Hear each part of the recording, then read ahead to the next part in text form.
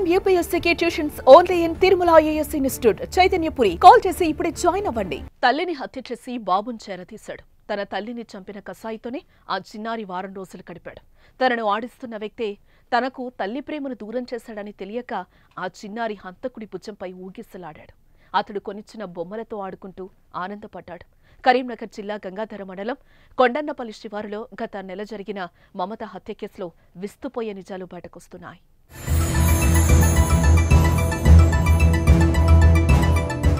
తెలంగాణ వ్యాప్తంగా బెల్లంపల్లి పట్టణానికి చెందిన మేడ మమత మిస్టరీ వీడక పోలీసులు విచారణలో సంచలన విషయాలు వెలుగు చూస్తున్నాయి.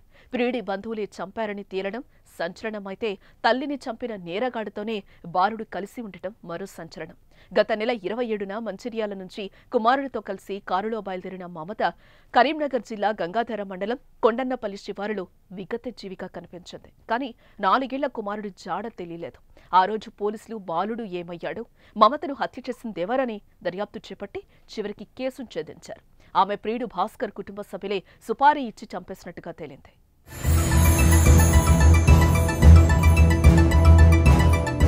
ప్రేమ వివాహం చేసుకుని విడిపోయిన మమత భాస్కర్ అనే వ్యక్తితో కొంతకాలంగా సంబంధం ఏర్పరచుకుని ఉంటుంది. ఇది భాస్కర్ ఫ్యామిలీకి నచ్చలేదు.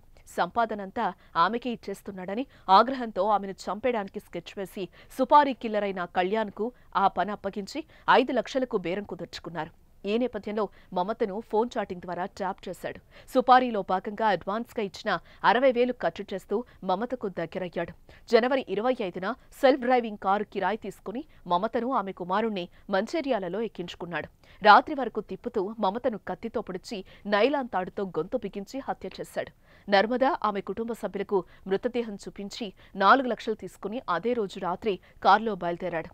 మంచిర్యాల నుంచి లక్సెట్టిపేట, ధర్మపురి, జగిత్యాల మీదుగా గంగాధర మండలం కురిక్యాల వరకు వచ్చి రోడ్డు పక్కన మృతదేహాన్ని పడేసి బాబును తీసుకుని హైదరాబాద్ పారిపోయాడు.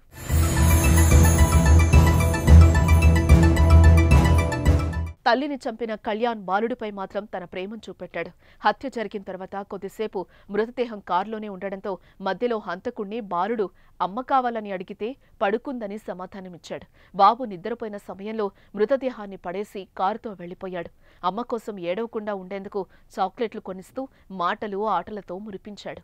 హైదరాబాద్లోని సినీ ప్లానెట్ సహా పలు చోట్ల పిల్లాడిని తిప్పాడు.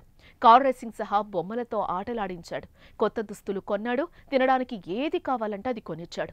పాపం తన తల్లిని చంపిన హంతకుడని తెలియక ఆ చిన్నారి కళ్యాణ్తో సరదాగా గడిపాడు. అతడి భుజమెక్కి ఆటలాడాడు.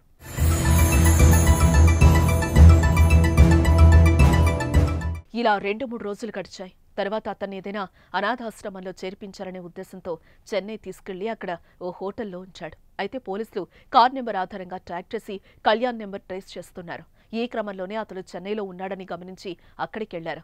అక్కడ హోటల్ గదిలో ఉన్న బాలుని రక్షించారు. అయితే కళ్యాణ్ మాత్రం పోలీసుల కళ్లు గప్పి అక్కడి నుంచి పారిపోయాడు. దీంతో బాబును తీసుకొచ్చి ఈ నెల 3న బాబును నానమ్మ, తాతయ్య సంబంధికులకు పోలీసులు అప్పగించారు. పరారీలో ఉన్న కళ్యాణ్ కోసం గాలించి 2 రోజుల క్రితం పట్టుకున్నారు. అతడితో పాటు భాస్కర్ సోదరి, తండ్రితో పాటు వారికి సహకరించిన వారిని అదుపులోకి తీసుకున్నారు.